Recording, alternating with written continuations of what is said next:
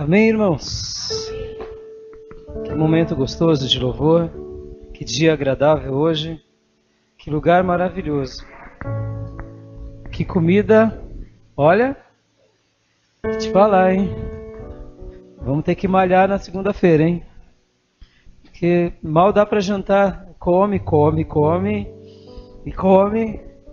que delícia, viu? Eu ali tentei pescar, mas lamento, irmãos, não foi dessa vez.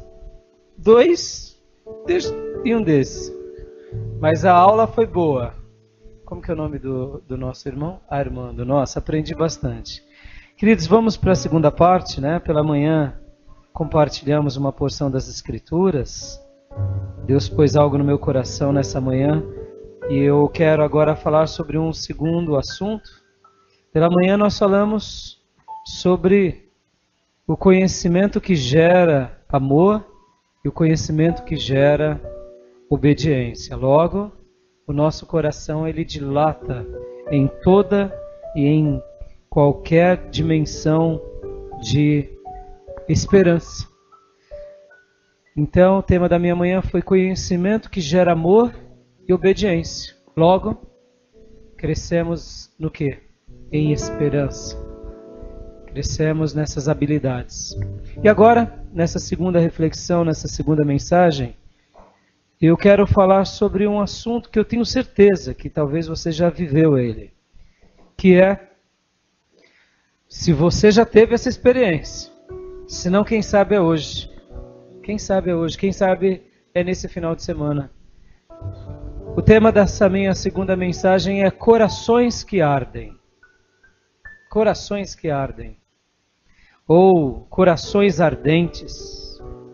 Ou como diz o texto que nós iremos ler, que eu quero ler o texto de Lucas capítulo 24, versículo 13 ao 35, que é uma passagem muito conhecida de 2 discípulos que iam para Emaús. E eu quero refletir nessa mesma dimensão de esperança, de confiar no Senhor, como o tema central desse congresso é Jeremias, capítulo 17, do versículo 7 e 8, né? Que o homem que confia no Senhor, ele é bendito, porque o Senhor é a sua esperança, e ele vai ser semelhante a uma árvore, que vai frutificar no tempo certo, nos meses bons ou ruins. Nessa dimensão eu quero ir para esse texto de Lucas, e quero falar sobre isso, corações que ardem, corações que pulsam, que são vivos em direção a Deus. Só que nessa noite eu quero trabalhar com uma outra ideia. Eu amei a introdução do irmão Péricles, não é isso? Onde ele disse que o cego, ele vendo a esperança passar por ele, é claro que não vendo com os olhos, mas vendo com o coração. Tem vezes que a gente enxerga, mas não vê. E tem gente que não vê, mas enxerga. E ele viu a esperança dele passar e ele, filho de Davi, e eu gosto de fazer essa leitura bíblica. Eu não imagino ele, filho de Davi, tem misericórdia de mim, filho de Davi, aqui, não. Imagina o ceguinho ali, né? Imagina, irmão, ser cego, né? Numa época em que não tinha cura. Hoje a gente tem ainda alguns tratamentos e a gente sabe da dificuldade para alguns tipos de cegueira. Imagina naqueles dias. Se tornava um nada. Um ser totalmente esquecido que vivia em favor de alguém. Em favor dos outros. Uma sociedade onde não valorizava essa pessoa. A esperança passa por ele, ele grita, vocifera, as pessoas ficam quietas e aí o mestre ouve e ali veio a resposta, né? Glória a Deus. Mas hoje eu quero trabalhar numa ideia e quero te fazer pensar, e não quero ser inovador não, viu? Até porque eu acredito que não existe nada de novo. Tem 2000 anos de história de cristianismo, então esse negócio de novo é meio perigoso. Será que ninguém pensou sobre algumas coisas? Quero acreditar que alguns temas são mais relevantes numa época do que noutra, e outras gerações então descobrem aqueles temas, melhoram um pouco. Então eu quero trabalhar sobre um tema que geralmente a gente, muitas vezes, negociamos muito. Vamos ler primeiro o texto de Lucas, capítulo de número 24, versículos de número 13 ao 35. Vamos lá?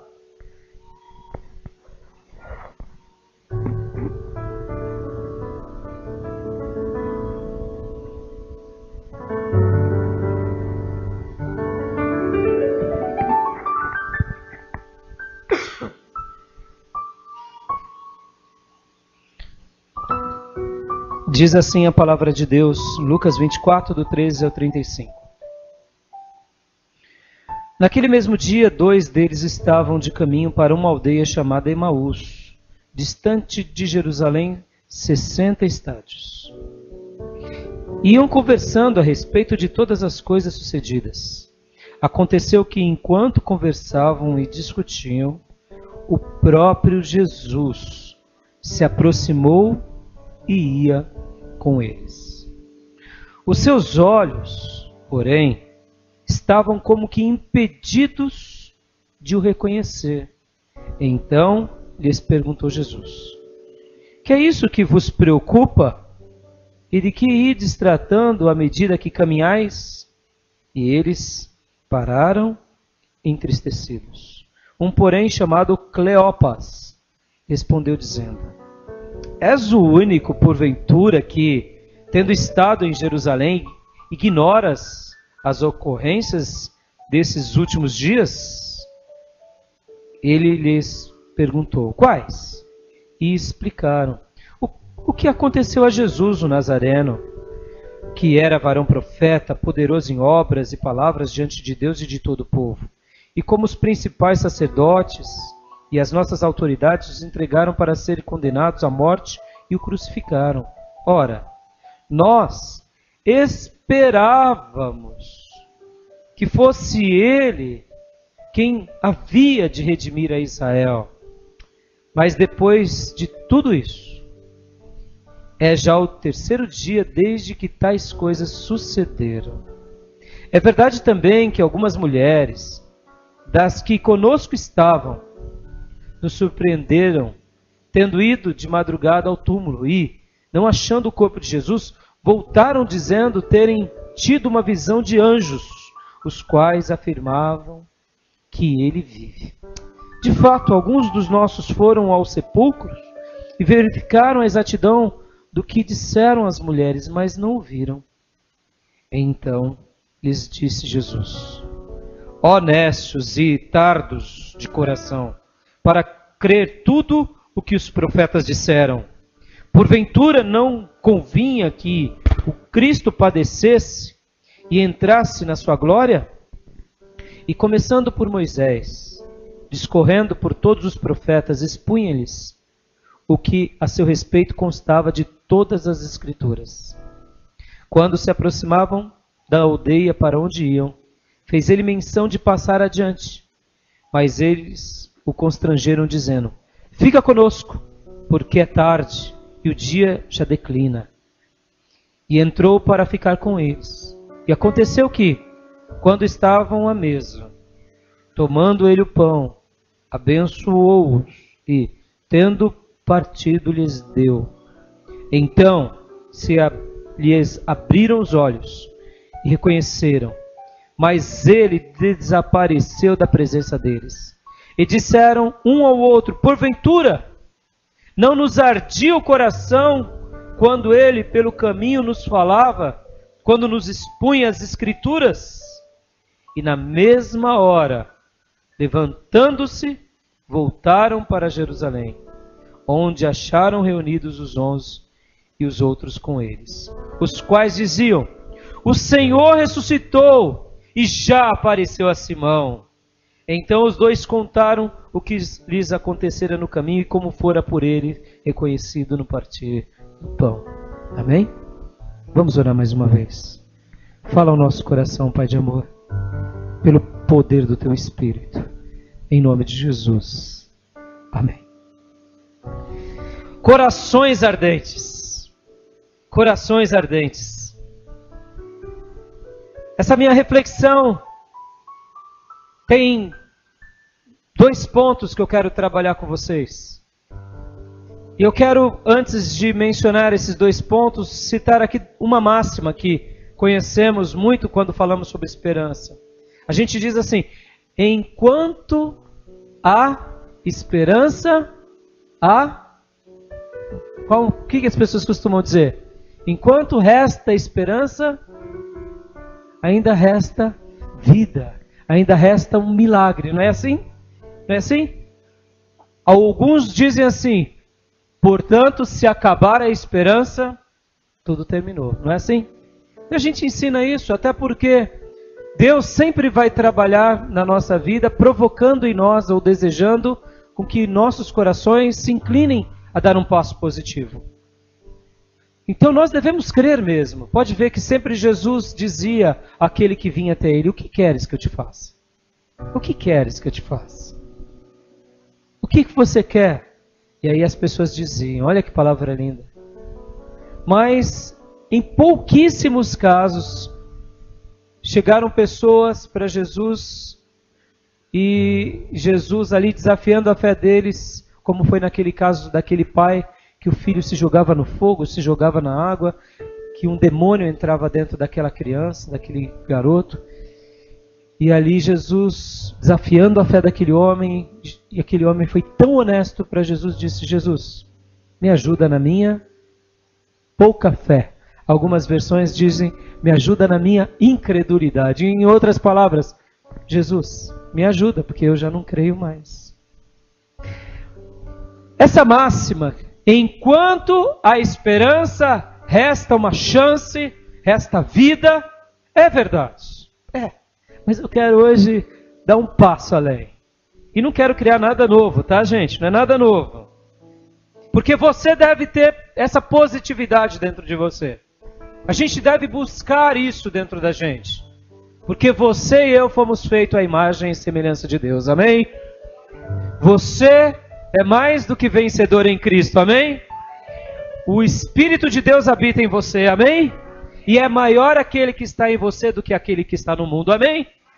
Irmãos, pode tudo ruir, mas Deus pode nos fazer prevalecer, como fez com tantos filhos de Deus, amém? Mas agora vamos pegar algumas passagens bíblicas.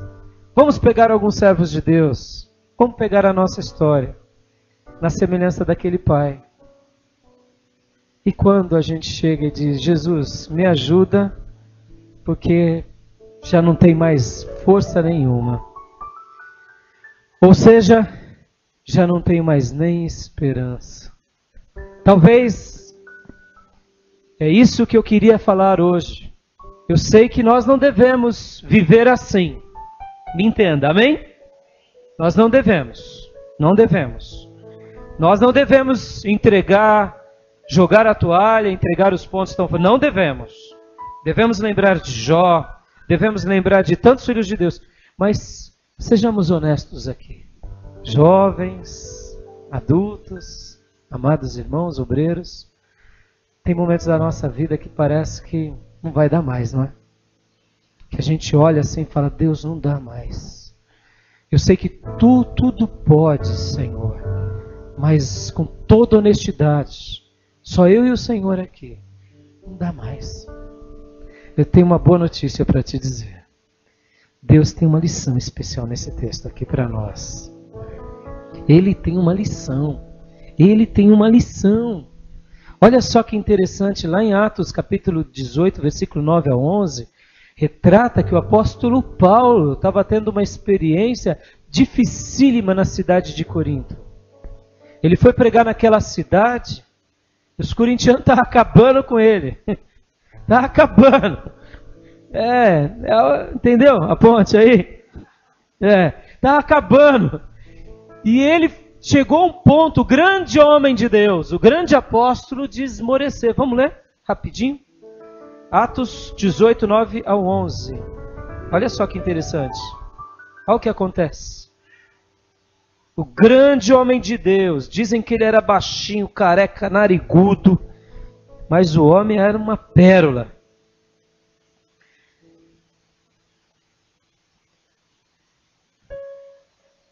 Atos 18, 9 ao 11. Teve Paulo durante a noite uma visão, em que o Senhor lhe disse: não temas, pelo contrário, fala e não te cales.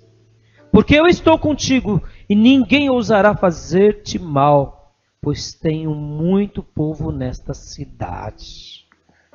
Aqui, no versículo 8, diz que Crispo, um principal da sinagoga, creu no Senhor, como toda sua casa. Também muitos dos coríntios, ouvindo, criam e eram batizados. Então, um levante se começa contra Paulo. E aí vem o Senhor durante a noite, numa visão, e diz: Paulo, não tema. Por quê? Porque Deus falaria: não temas para mim ou para você? Porque a gente já está temendo. A gente já está temendo. Não tem sentido Deus falar: não teme, se a gente está cheio de coragem, cheio de fé. É porque Paulo aqui realmente devia estar no seu limite, do seu limite, do seu limite. Porque a cidade de Corinto era uma cidade pervertida, uma cidade de pecados horrorosos. Diziam os poetas, inclusive Sêneca, um grande poeta romano, citavam sobre as atrocidades de Corinto. Corinto conseguia unir o pior de toda a união da época. O pior dos gregos, no que se diz respeito à imoralidade e pecado, e o pior dos romanos e o pior dos bárbaros. Entendeu? Misturava tudo isso, era a sociedade dos corintianos. Entendeu? Era desse jeito, gente. Ó, que perigo, hein? Pensa no time que você vai torcer, hein? Mas, falando sério, era uma sociedade que alguns diziam assim: longe sequer de passar nessa cidade. Irmãos, existia, para vocês terem uma ideia, na cidade de Corinto, um templo de adoração a deuses, em que tinham prostitutas cultuais. Enquanto havia um culto, para os deuses deles, é óbvio, tinham relações ilícitas e sexo livre, e as sacerdotisas eram prostitutas. Olha que degradação. Hoje temos isso declaradamente em nome de entre abre aspas, Deus? Não. A gente sabe que existem essas práticas. Mundo afora, das formas mais variadas. Mas esse é um detalhe. Paulo estava ali evangelizando. Paulo não era casado. Paulo tinha embates dos líderes religiosos. Tinha uma cultura degradada diante dele. E de repente ele... Aí vem o Senhor e fala: coragem. Coragem. Como vai a sua vida, meu irmão? Deus manda eu te dizer: coragem. Coragem. Ele é na tua vida em nome de Jesus. Ele vai te sustentar onde você trabalha, no meio da tua família, no teu ministério. Coragem. Os dilemas podem se levantar contra você, mas Deus te segurará nas tuas mãos. Vamos voltar aqui para o texto de Lucas, vamos lá? Olha só então, a primeira parte que eu quero trabalhar com vocês é porque esses dois homens aqui, eles abandonaram a esperança deles. Olha só, pense nisso. A esperança para eles não tinha apenas morrido, tinha sumido. E eles estavam indo embora da esperança da vida deles. Estavam indo embora. Lembra o que eu disse? Enquanto há esperança, ainda há uma solução, ainda pode haver um milagre. Mas se faltar a esperança, tudo terminou. Essa é a nossa frase. Reticências, mas não é a de Deus. Se faltar esperança para nós, tudo terminou. Mas para Jesus, ainda não terminou. Ainda não. Ele não pensa como a gente pensa. Ele não pensa. Aqui, eu queria fazer uma liçãozinha de casa com vocês, bem simples e bem óbvia. Como que era o nome de um desses personagens? Cleopas. E o outro? Pode ver que quando ele fala sobre a esperança deles, no versículo de número 21, ele diz: ora, nós esperávamos. Se eu esperava, é porque já não é mais. Concorda? Porque ele poderia dizer: eu estou esperando. afirmando, a promessa não acabou na minha vida. Mas aqui ele já tinha jogado uma pá de cal em cima e tinha enterrado. Tanto é que ele fala, esperávamos, porque já não espero mais. Inclusive, algumas mulheres que estavam conosco, ou seja, ele se inclui na turma, inclusive os apóstolos, mas também a gente não viu nada. Por isso que a gente está aqui. E estão indo embora. Irmãos, eu só quero lembrar uma coisa. Jesus disse, olha, eu vou morrer e vou ressuscitar ao terceiro dia. Mas fique em Jerusalém. Porque há uma promessa do Pai, que vocês serão revestidos de poder. Jesus disse isso. Pode ficar. Irmãos, Jesus não era que nem a gente, ou que nem um pastor que muitas vezes revela, e de repente, a gente vê muito isso no nosso meio, pessoas que realmente são usadas por Deus, aí de repente não é mais usado. Jesus não era assim, gente. Jesus, o que ele falava, acontecia. O que ele tocava, curava. Onde Jesus ia, não caiu uma sequer palavra do mestre. Nenhuma. Absolutamente. As pessoas podiam não entender. Mas não eram palavras em vão. Então Jesus disse, olha, fiquem em Jerusalém. Fiquem em Jerusalém. Jesus morre aonde? Em Jerusalém. Fiquem em Jerusalém. Eu vou ressuscitar o terceiro dia. Esse templo vai ser destruído, em 3 dias vai ser reerguido. Fiquem, porque é uma promessa do Pai. Eu não vou deixar vocês órfãos. E vocês receberão o Espírito Santo de Deus. É promessa do Pai. Era uma promessa. Mas eles aqui, irmãos, a esperança deles, eles não só deixaram passar por ela, mas eles deram as costas para ela. E foram embora. Foram embora.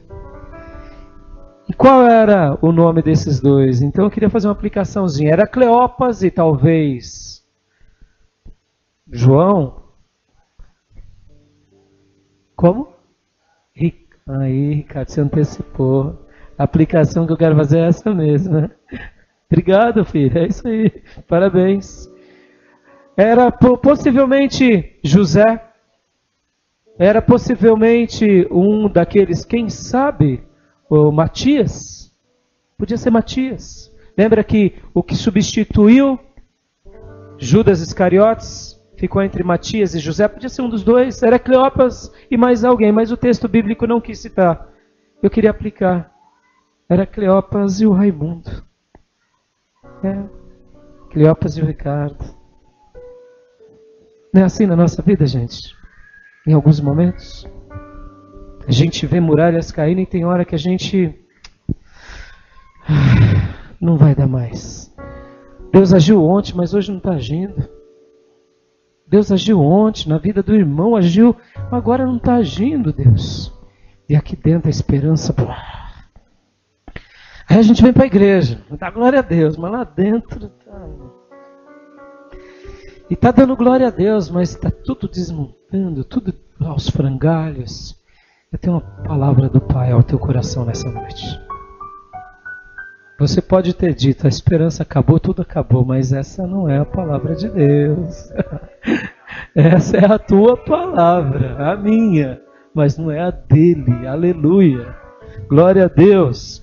Então era Cleopas e Raimundo. Vamos falar? Era Cleopas e aí você fala o seu nome, tá bom? Era Cleopas e Raimundo. É isso aí, cada um aplica. Espero que você nunca seja como eles. Espero. Mas quem são esses dois para nós? Lendo friamente esse texto, friamente, nos momentos de auge da nossa vida e de sentido espiritual e que estamos bem fazendo a obra, vendo Deus trabalhar. Para nós, esses dois eram dois cegos espirituais. A Bíblia mesmo fala que os seus olhos estavam impedidos de o reconhecer. Cegos. Como pode eles não reconhecer o amor da vida deles? Como pode eles não conhecer o grande profeta que abalou a Galileia, Jerusalém, revoltou soldados e líderes? Como pode? A gente podia dizer isso, que eles eram cegos espirituais. Poderíamos dizer também que eles eram errantes desorientados. Ao invés de ir para o caminho da promessa, ou se manter ali, Não. Estão indo para um outro lugar. Seguidores do profeta Jonas, fugindo da presença de Deus. Errantes. Poderíamos dizer também que eles estavam vivendo preocupados e entristecidos, e essa tristeza e essa preocupação, essa retroalimentação, os fez viver essa derrota.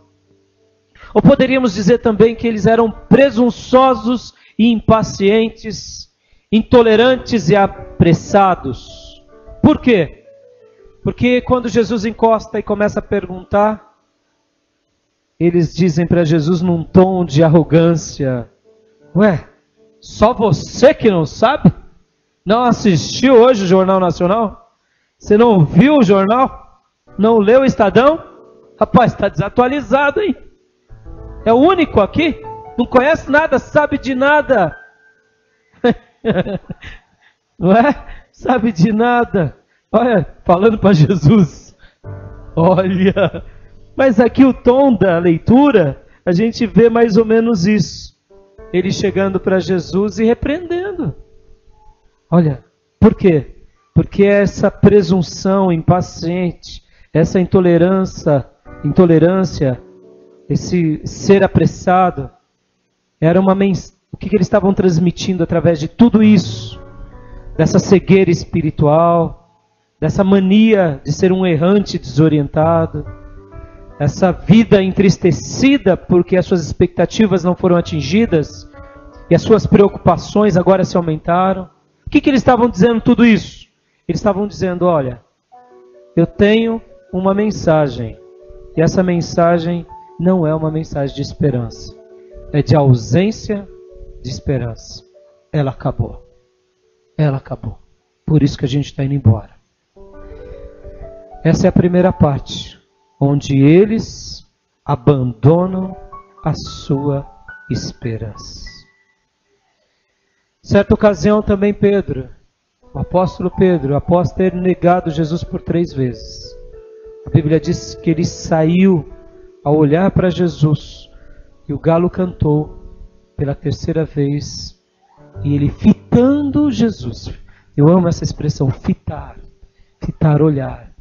No castelhano, mira, me olha. E ele fitando Jesus. Jesus ali com os soldados ao redor da fogueira, e fita, olha para ele, e a Bíblia diz que Pedro saiu e chorou amargamente.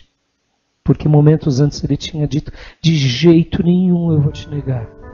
Não é assim a nossa vida, gente? Não é assim, gente? Não é? Jovens, é assim. Tem vezes que a gente fala: eu não vou. Está lá. Eu não vou. Aí a gente fala: o que acontece comigo? Olha, deixa eu te dar uma boa solução. Não tem de te entender muito também não, viu? A gente não consegue se entender, viu? É verdade. Tem hora que sim, tem hora que não. E aí, pastor? E aí, quando você não se entender, entrega nas mãos de Deus. Ele te entende. Ele é a tua razão de viver. Mas o que eu quero dizer com Pedro? Lá em Lucas, aqui em Lucas, capítulo 22, versículo 31, voltando um pouquinho, olha só que lindo. 22, 31. Olha o que Jesus diz para Pedro. Simão, Simão, eis que Satanás vos reclamou para vos peneirar como trigo. O que ele estava querendo dizer? Satanás queria pegar você, ó. Vamos pôr no linguajar contemporâneo? Queria pegar você e pôr no moedor de carne. Entendeu? Fazer carne moída. Pra gente que você já viu isso no açougue. Você nunca viu essa tarefa de peneirar como trigo. Seria mais ou menos como pegar alguma coisa sólida e virar pó. Satanás estava pedindo para Jesus. Presta atenção, queridos. Satanás, para fazer alguma coisa conosco, ele tem que antes ir lá e pedir para o Pai. Pedir para Jesus. E aí Jesus disse o quê? Eu, porém, roguei por ti, Pedro, para que a tua fé não desfaleça. Tu, pois, quando te converteres, fortalece os teus irmãos. Algumas versões diz, tu pois quando te converteres. Puxa, pastor. Pedro já era o principal dos 12 e ainda não era convertido. Aí eu tenho medo disso, viu, gente? Sabia? Dá medo. Não é porque a gente é pastor, não, viu? Tem hora que você fala, Jesus, será que ainda preciso me converter? Entendeu? Porque a gente olha para Pedro. Pedro já estava expulsando demônio, ressuscitando um morto, curando de tudo que é jeito. Eu nem um mortinho ressuscitei, nem um passarinho. Entendeu? Entendeu? Então, tem hora que a gente se acha que é muito bom e a gente tem que ainda crescer demais, né? Mas o que eu quero dizer com isso? A primeira parte não foi que eles abandonaram a sua esperança? Não foi? Lembra que eu disse que a nossa frase da máxima que a gente vive é quando há esperança ainda resta chance, resta vida. Mas se acaba a esperança, tudo acaba. Essa é a máxima dos homens, mas a máxima de Deus não é essa. A máxima de Deus é pontinhos, reticências. Se a sua esperança acabar, a minha esperança por você ainda não acabou. Creia nisso. Creia nisso. O Cristo ressurreto foi atrás de Cleopas e do Raimundo.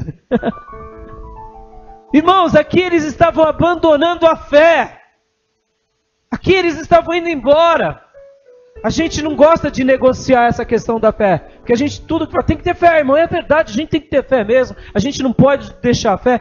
Mas pode existir algum momento da nossa vida que a gente possa... Acabou, pai. E não adianta a gente falar, não, ainda está. Que ele sabe que não está. Seria mais bonito a gente dizer, não, acabou, pai. Acabou, não tem. Porque aí é nessa hora que entra a segunda parte. Porque eles abandonaram a sua esperança, mas a esperança da vida eterna, que é Jesus, foi ao encontro deles. A esperança de vida eterna, que é Jesus, nessa noite, vai ao seu encontro. Talvez naquela área da sua vida, meu irmão, em que você já disse não pode, Deus manda eu te dizer, não pode para você, mas Ele tudo pode. E quando te falta fé nele, ainda nunca deixa de existir fé. Em Deus faremos proezas, não porque temos fé o tempo todo, a vida toda, mas porque Ele é o Deus que opera o tempo todo, para sempre. E nele há toda virtude. Ele é o Pai das luzes, de todas as bênçãos. Porque se falharmos, Ele jamais falhará. E Ele vai. E Ele aqui, não. Quando nós fizemos aquela primeira avaliação desses dois, de Cleopas e o outro, quem sabe esse outro aqui, quem sabe esse outro aí.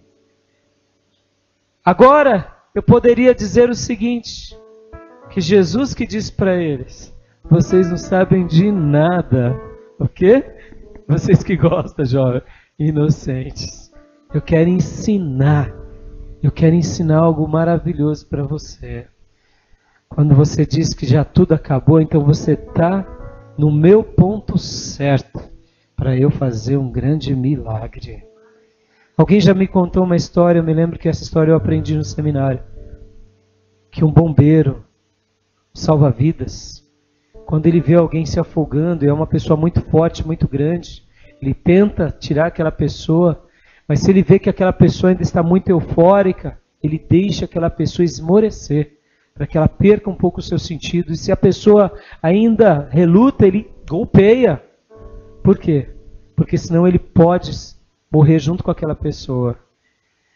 Porque aquela pessoa precisa estar confiando na habilidade do salva-vidas. A esperança também é assim conosco. Muitas vezes Deus só está esperando a gente dizer, Deus, desabou tudo, Deus. Não dá mais, Deus. Aí Deus está dizendo, então você está do jeito certo.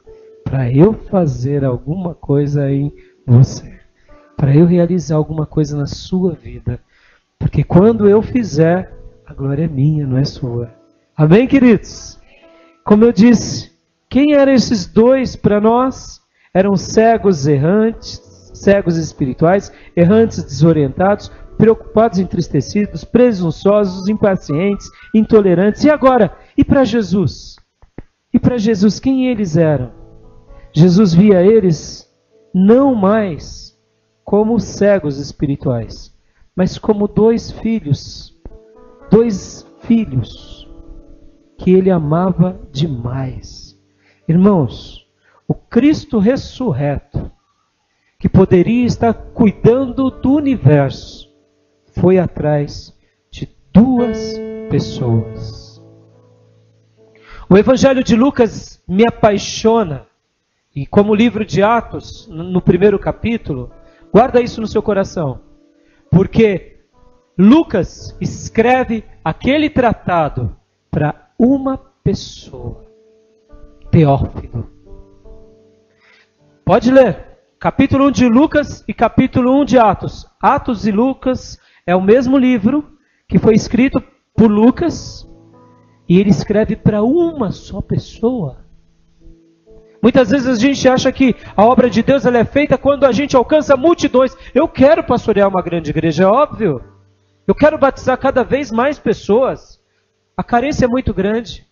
Mas olha, eu quero te dizer, meu irmão, muitas vezes Deus está preocupado só com mais um. Porque esse mais um vai ser a resposta dele para o mundo. Amém, queridos? Quem sabe você é esse mais um de Deus. Mais um de Deus. Zele pelo mais um. Aqui foram dois. Jesus ressurreto foi atrás desses dois. Por quê? Porque os amava demais.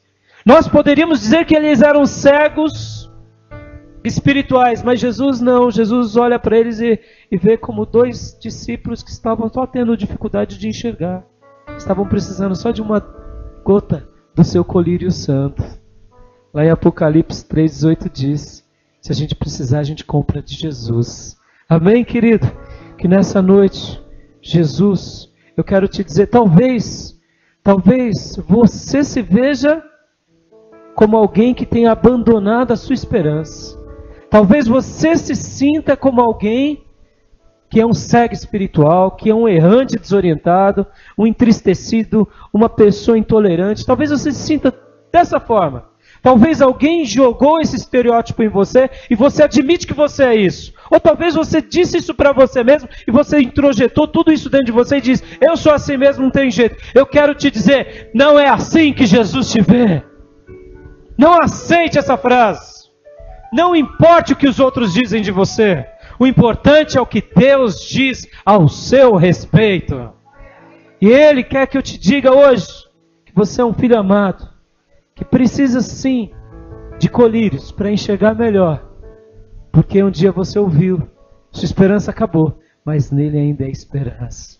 Para eu sustentar essa minha tese dessa segunda parte, eu queria só te ensinar uma coisa. Lembra lá em João 17, que fala sobre a intercessão de Jesus por nós? A intercessão de Jesus, ele faz aquela oração clássica, a oração intercessória. Ali ele até ora por todos nós, lembram disso? Senhor, eu oro por esses que estão aqui, por aqueles que crerão em mim. Lembram disso? Que coisa linda. E a gente sabe do poder da intercessão, sabe ou não sabe, igreja?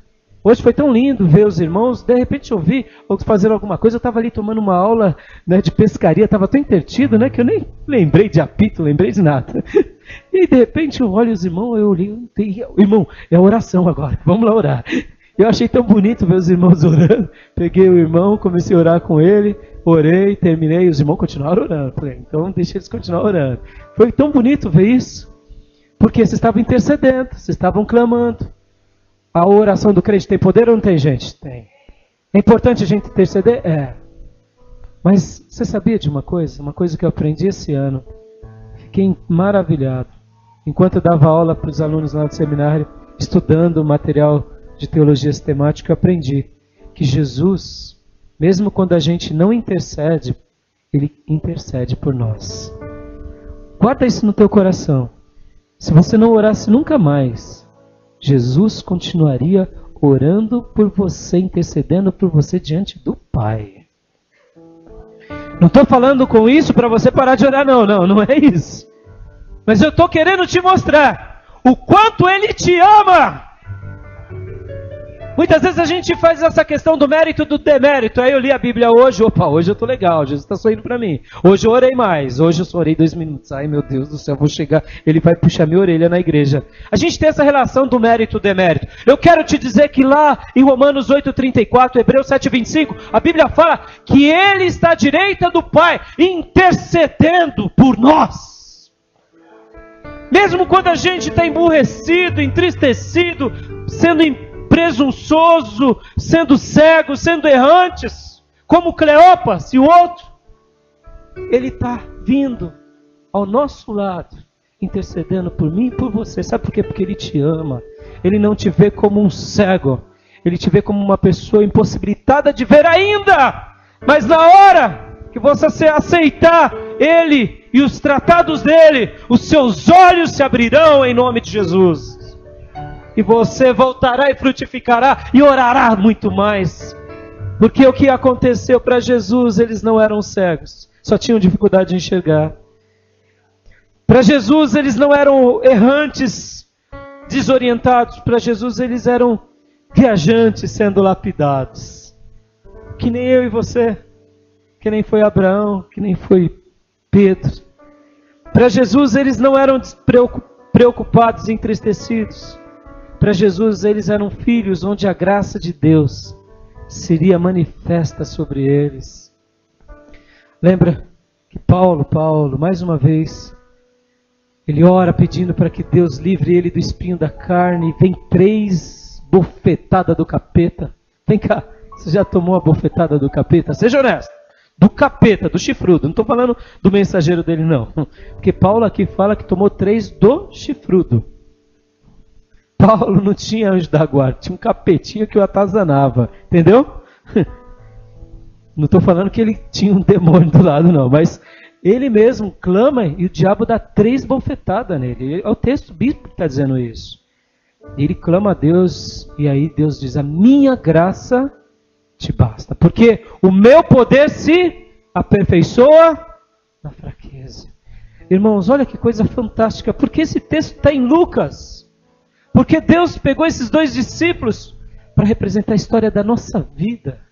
Que muitas vezes quando a gente admite que tudo acabou, que tudo terminou, quando a gente é honesto com a gente, conosco, e diz, olha, é assim Deus, ó, eu te respeito e tal, mas estou sendo sincero, estou sendo verdadeiro. Aí ele fala, agora sim, a minha graça te basta, agora o meu poder vai se aperfeiçoar, porque agora, aliás, já tinha acabado tanto tempo, você já estava só o pó há tanto tempo, e não admitia, né?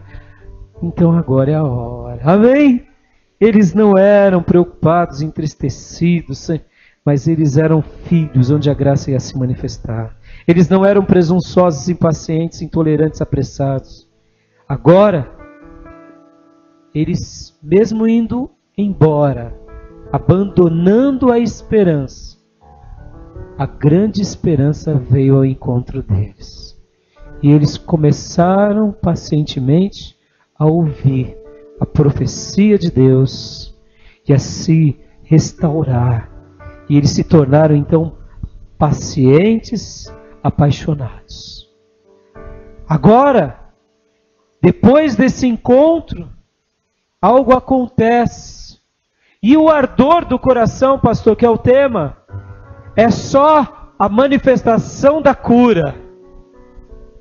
O ardor não é o mais importante, irmãos. Quando eu trouxe o tema, eu não quero que você seja um cristão de emoções apenas, de sentimentalismo apenas. Mas quando você está sendo curado por Deus verdadeiramente, o seu coração e a sua alma vai arder de novo. O fogo vai queimar de novo. Por quê? Porque é assim que Deus conserta as nossas vidas.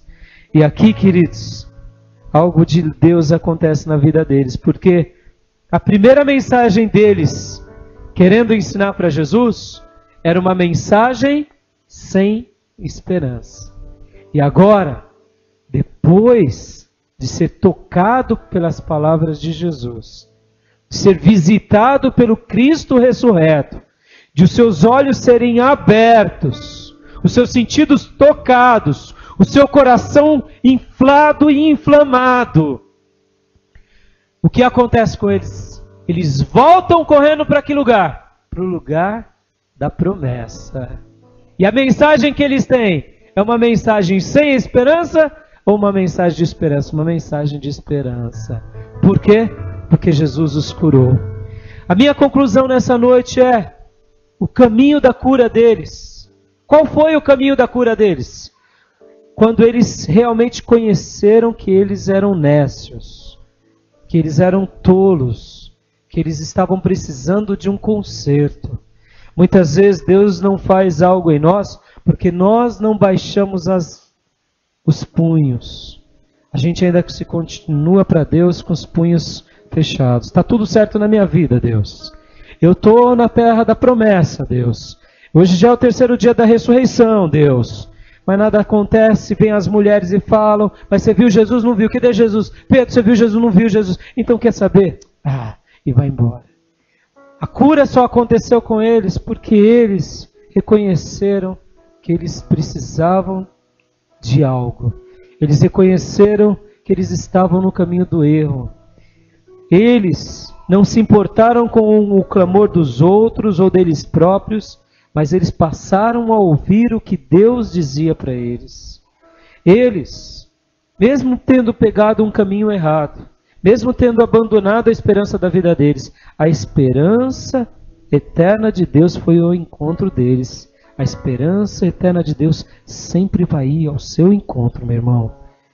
E eles aqui cultivaram essa companhia, a companhia de Jesus, a companhia de alguém que cita as Escrituras, cita a palavra de Deus.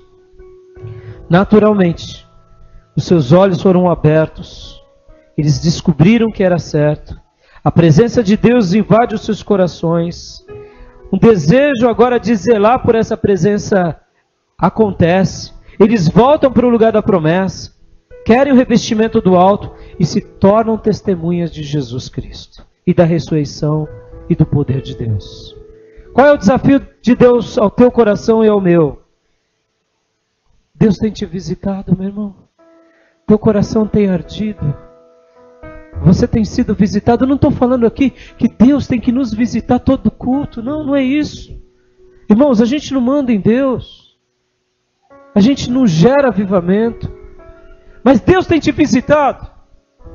Faça essa avaliação com você. Se você tem muito tempo que Deus não te visita, então repense sobre essa história. Quem sabe você está vivendo como esses 2 homens aqui. E quem sabe o caminho de Emaús vai ser o caminho de cura para você. Quem sabe você dizer com toda honestidade, Jesus, acabou a esperança. Quem sabe vai ser o caminho de cura para você. Quem sabe você admitir algumas derrotas. Quem sabe, eu não sei. Mas eu sei de uma coisa. Deus deseja com que você tenha uma experiência poderosa com Ele. Deus deseja te inflamar. Talvez se você nunca teve uma experiência com Deus, então não sossegue o teu coração até você ter uma experiência com Deus. Até você ouvir Deus. Irmãos, há 2 semanas atrás, eu gosto muito de treinar, eu tenho praticado corridas. E eu costumo sempre pôr o meu fone, eu ponho meu monitor cardíaco e vou correr. E aí eu fui correr esses dias atrás e eu pus um CD da Aline Barros. Eu tenho um aparelhinho, como que é o nome, filho? É um iPod pequenininho, aquelas coisas bem daorinha. Aí você põe aqui, clica, você não sabe que música que é, você aperta aqui, ela fala lá, no idioma que você quiser. Aí eu ponho lá, que legal essa música, hein? Saiu correndo. E aí, era uma música da Aline Barros. Irmãos, eu estava correndo, já tinha corrido uma meia hora. Então você está correndo, eu gosto de correr, geralmente eu corro uma média de 1 hora. Aí eu estou correndo. E ali, cantando no meu coração. Irmãos, foi tão maravilhoso. Deus começou a me visitar correndo. E eu correndo, suado, chorando. E comecei a chorar. e chorar correndo. Eu falei, meu Deus, eu vou infartar.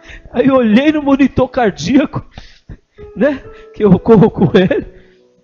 Eu falei, não, tá dentro dos pulsos aqui, tá ainda nos batimentos.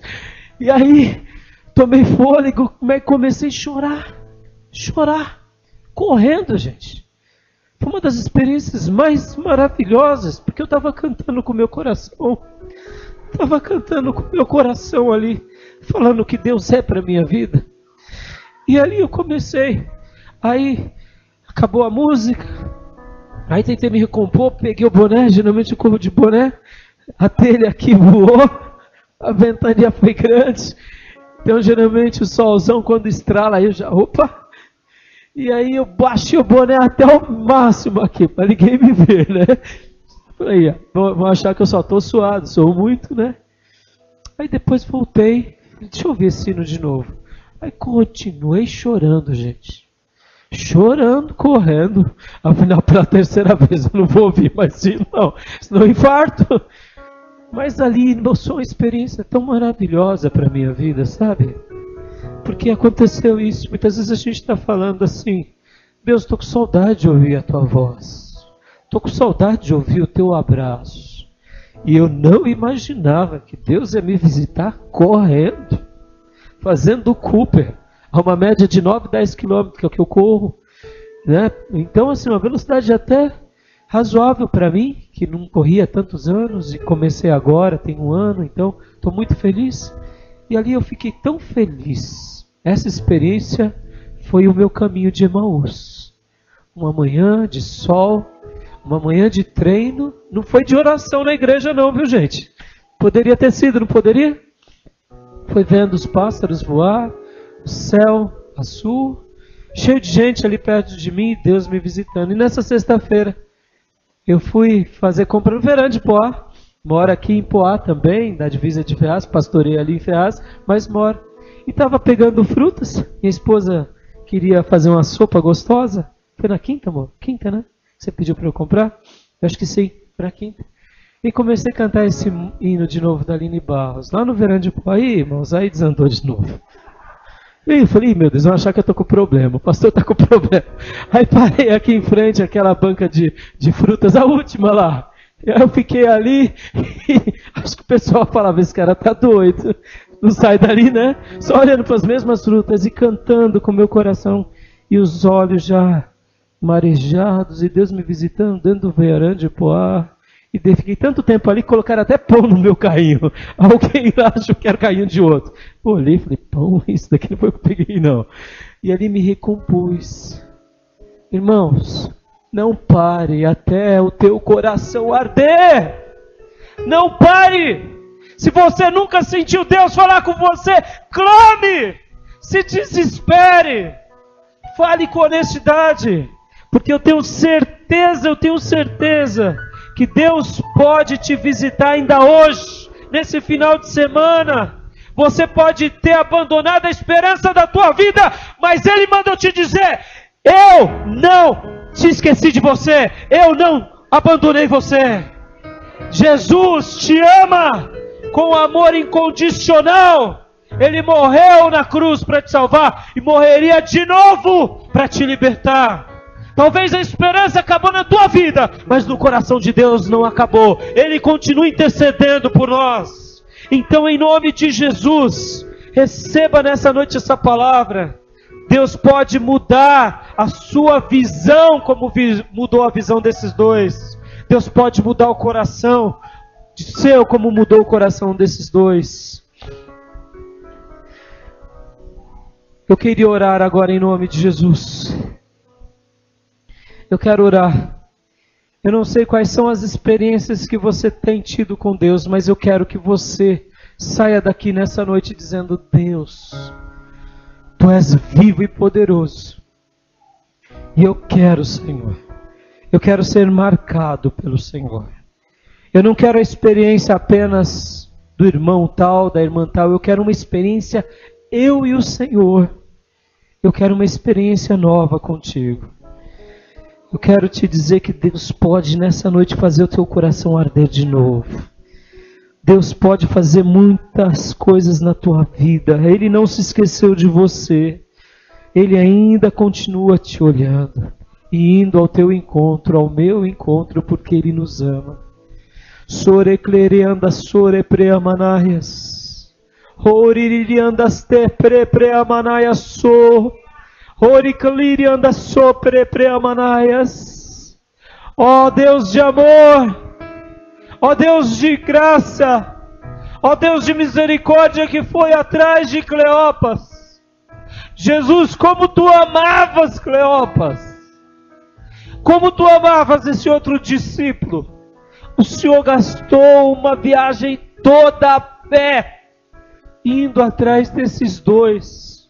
Tu fostes pacientes com eles, tu fostes gentil com eles. Jesus, seja paciente conosco também, Jesus. Seja gentil conosco também, Jesus. Sejas alguém como tu fostes lá atrás, novamente, Jesus. Faz algo novo, Senhor. Nos abraça com teu braço forte. Eu sei que o Senhor não mudou e o Senhor não vai mudar nunca. Eu te peço, Senhor, toca nos corações, faz arder as almas dos corações, faz os olhos se abrirem, faz a mente ser dilatada, faz uma nova vida nascer para a glória do teu nome, para que a gente possa fazer a tua vontade para sempre. Faz de novo, Jesus, faz de novo, e para a vida de alguns, faz de uma forma extraordinária, de uma forma poderosa.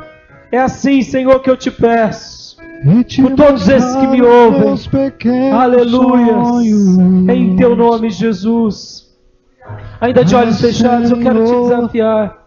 Eu quero te desafiar onde você estiver. Você que precisa, quer ter uma experiência com Deus, se coloque de pé agora, em nome de Jesus.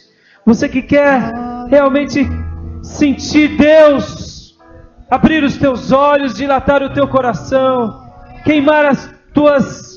Comece a dizer: Deus, eu quero, Jesus. Jesus, eu não me sinto digno. Talvez você está dizendo isso para você. Eu quero te dizer que Cleopas tinha abandonado Jesus, mas Jesus não abandonou Cleopas. Jesus não abandonou você, é por isso que você está aqui. Jesus te chama pelo teu nome. Aleluias. Você que quer ser restaurado, põe uma mão no seu coração, se coloque de pé e comece a dizer: Jesus, queima o meu coração, queima a minha vida, restaura-me, Jesus, restaura-me, Jesus. Aleluia. Enquanto o irmão canta esse hino, vai orando em nome de Jesus. Do que eu pensei. Aleluia. Servir-te é tudo que eu espero. O que eu mais quero é estar mais junto a ti. Derramar perante ti os meus anseios. A minha oferta nesta hora, vai orando, minha irmã, é a minha vida, ó Pai. Aleluia. E te mostrar os meus maiores sonhos. Ah, Senhor, como eu dependo de ti para me curar, para me ensinar o caminho que devo seguir. Vai orando, meu irmão. Podes me usar, Senhor, como tu bem queres. Abro meu coração para me curar, para me ensinar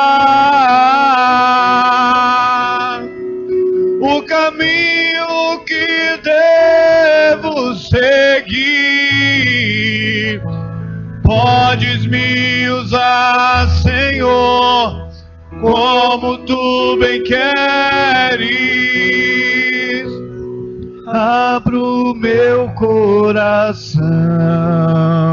Aleluia. Se você que se levantou, eu quero orar por você.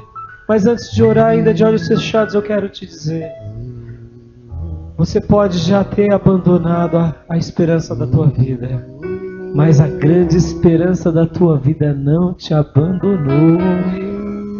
E Ele vai fazer esse milagre na tua vida, como fez em Cleopas e nesse outro discípulo, porque Ele te ama.